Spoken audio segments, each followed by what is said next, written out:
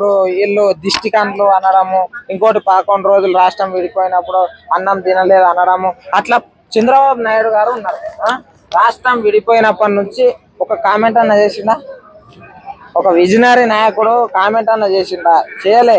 ఒకటి ఏమిటంటే మొన్న ఒక ప్రొఫెసర్ గారు ఒక మాట జారిండు, చదువుకున్న వ్యక్తి ఒక మాట జారిండు, తర్వాత మాట వెనకకు తీసుకున్న తర్వాత ఏంటంటే అందరిని ఆపాలి. అయినా కూడా ఇంకా ట్రోలింగ్ ని చేస్తా ఉంటే ఆపాలి, కొద్దిగా ఆపితేనే మంచిది అన్నట్టు. అట్లా చెప్పాను. ఏమన్నారు తెలుసా? మీడియా ముందుకు వచ్చి డైరెక్ట్ చెప్పిన నా మాటలు నేను వెనక్కి తీసుకుంటున్నా అని చెప్పేసి చెప్పిండు. ఈయన చేసిన వ్యాఖ్యలు కూడా కొన్ని అట్లా ఉన్నాయన్నా. ఇప్పుడు దిష్టి కండ్లు అవి అంటే ఎవరికైనా ఎట్లా అనిపిస్తుంది?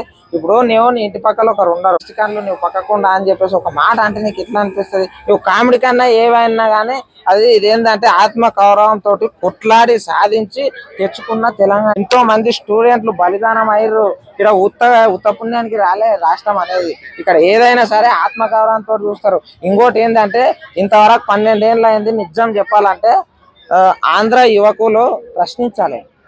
నిజంగా పార్టీలకు జెండాలు మోసుకుంటా జెండా కూలీలు అవుతున్నారు, కానీ వాళ్ళు అరే మాకంటూ పెద్ద హాస్పిటల్ కావాలి, మాకంటూ మంచి కొలువులు కావాలి, మాకంటూ మంచి లైఫ్లు కావాలి, మాకంటూ మంచి ఎడ్యుకేషన్ కావాలి, మాకంటూ ఇచ్చిన హామీలు నెరవేర్చాలి అని గింత ప్రశ్నిస్తారేందన్న మన ఆంధ్ర అన్నదమ్ములు యువకులు. నిజంగా అంటే మా సైడ్ తెలుసా, నిజంగా చెప్తున్నా, తెలంగాణలో ఎవరన్నా ఏమన్నా చేయకపోతే గద్దె దింపుతాం. నిజం చెప్తున్నాం, గద్దె దింపుతాం, ఇంకొకరిని కూడా ఎక్కిస్తాం. అట్లా ఏమన్నా వాగ్దానాలు చేసిరంటే ఆయన గురించి అసలు వాళ్ళ ఆఫీసుల కాడికి పోయి ధర్నాలు చేస్తాం. కానీ ఏందన్నా అసలు ఆంధ్ర యువకులు అసలు ఏం చేస్తున్నారు? జనసేన పార్టీ ఇక్కడ తెలంగాణ రాష్ట్రంలో కూడా నెక్స్ట్ పోటీ చేస్తుందంట. ఇగో మేము ఏదైనా ఎవరైనా సరే పోటీ చేసుకో. ఈడ ఒక మాట చెప్తా, ఈడ ఎవ్వరు రాకు పో అని అనలేరు. ఒక మాట ఎవరైనా ఒక మాట అన్నప్పుడు వెనకకి తీసుకున్నప్పుడు ఆయన మీద దాడులు చేయొచ్చు, కరెక్ట్, అంతే, వేరే ఏం లేదు. మాకు కూడా పవన్ కళ్యాణ్ సార్ అంటే కూడా ఇష్టం. ఆయన సినిమాలు చూసినాం, జల్సా చూసినాం, అవన్నీ మంచిగా అనిపిస్తాయి మాకు. కాకపోతే ఏంటంటే ఆయన అయ్యే జాగిరా అవి కూడా కరెక్ట్ గా.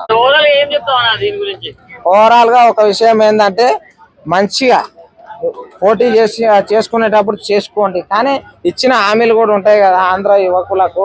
వాళ్ళ నిరుద్యోగులు మస్తు ఉంటారు, వాళ్ళ గురించి ఏమైనా చేయండి. అంటే ఇక్కడ ఉన్న జన సైనికులు ఏమంటున్నారంటే అక్కడ ఒకసారి పవన్ కళ్యాణ్ ఆపినందుకు దించేసినాం ఒక సీఎం ని, సో ఇక్కడ ఆపారు కాబట్టి నెక్స్ట్ ఇక్కడ గెలిపిస్తాం పవన్ అన్న అంటున్నారు.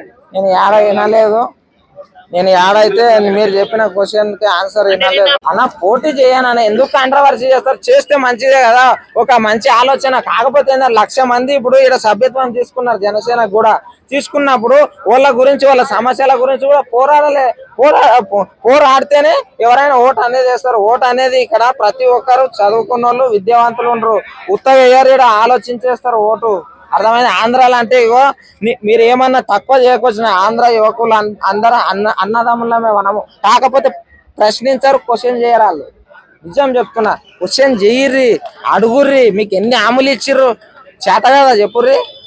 నిజం చెప్తున్నా, నేను మా ఊర్లో మా సర్పంచ్ ఇట్లా ఏమన్నా పని చేయకపోతే ధైర్యంగా పోయి అడుగుతా, ఏమైనా ఇవి చేస్తా అంటే చేయకనే పోతే చేస్తావా లేదా అని అంటా, తెలుసా? అట్లా అడగాలి మీరు.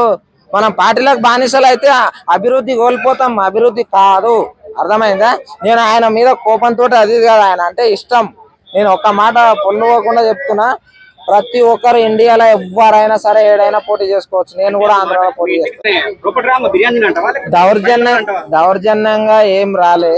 ఒకటి ఏంటంటే ముందు నుంచి ఉండు ఒక విషయంలో అది పెద్దగా అయింది, అందుట్లో ఒక మాటలు వీళ్ళు జారీరు వాళ్ళు జారీరు, ఓకే. కాకపోతే పోటీ చేస్తాను చేసుకోకు, కానీ ముందు ఒక సైడ్ గెలిపించారు కదా, వాళ్ళకి న్యాయం చేయండి, దయచేసి చేయండి. పేదవాళ్ళకి మంచి అని అక్కడక్కడ ఇండ్లు అవి చేస్తారు కదా, అట్లా ఇంకా చాలా మంది నిరుద్యోగులు ఉంటారు, వాళ్ళకు జాబ్స్ ఇవ్వండి. తెలంగాణ ఫార్మేషన్ రోజే పెట్టాల్సిన అవసరం ఏంటి అని అడుగుతున్నారు, దాని గురించి ఏం చెప్తారు? సభ నిన్న పెట్టాల్సిన అవసరం ఏంటంటే ఆయనకు ఏంటంటే అందరు కొంతమంది ఏంటంటే ప్రెస్ మీట్లలో ఒక మాట అన్నారు కాబట్టి ఆయనకు జర ఇది అనిపించినట్టుంది. 1,00,000 మంది ఉంటారు నా సైనికులు, ఏదో ఒకటి వాళ్ళ కోసమైనా పెట్టాలి అని చెప్పేసి పెట్టింది.